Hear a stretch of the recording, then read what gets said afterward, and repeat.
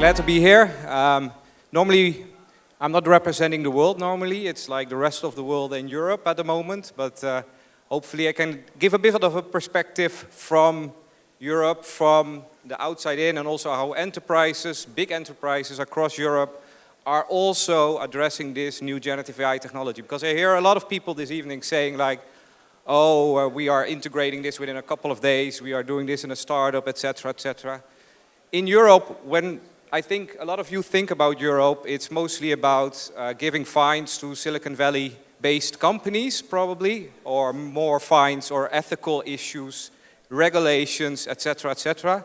When I'm talking to enterprises across Europe, and I'm talking about the biggest enterprises all across, they are really embracing this new technology, and really, really, really fast. Every boardroom in Europe at the moment is talking about generative AI and how they can integrate it as quickly as possible.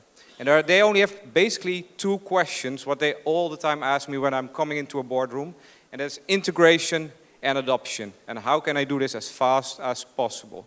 So when a lot of people, maybe even from the Bay Area, but when I talk to a lot of US clients, US CEOs, they think like in Europe we're still busy with seeing what it can do, but actually we're already integrating it there as well. The only issue, and that is what I'm also talking to other parts of the world, and what we also should always keep in mind is localization. Europe is not US. ChatGPT is very good in English. It's not so good in Dutch, I can tell you. I speak Dutch. And other languages as well. And what we see happening more and more is that new LLMs are being created also within Europe. New generative AI is popping up there. And I think when that starts to become more mature, we see a democratization basically of all knowledge across the world. And if we start combining these LLMs like ChatGPT, but also these European versions, we can basically create one new big knowledge base that everybody can start using. And that I think is one of the most important things, and I think one of the most disruptive part of this kind of technology. And if I talk about the future, and what I also see in Europe quite a lot, especially the human part of this technology. We did research as Capgemini, what generation of people is actually the most, which generation is using ChatGPT the most? Any ideas by any chance? Gen X, you think? It's baby boomers. They are embracing this technology the most. And there's one big reason for that.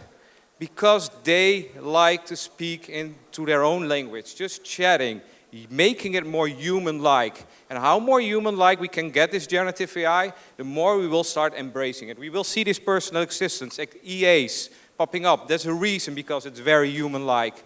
If we are seeing the movement further and further popping up, if we see it quickly moving up, we will see that all these new EAs, new generative AI, will actually help and solve quite a few of these problems. So the only thing that I want to say to the Bay Area, you are thinking you are far ahead. Europe is coming for you at the moment.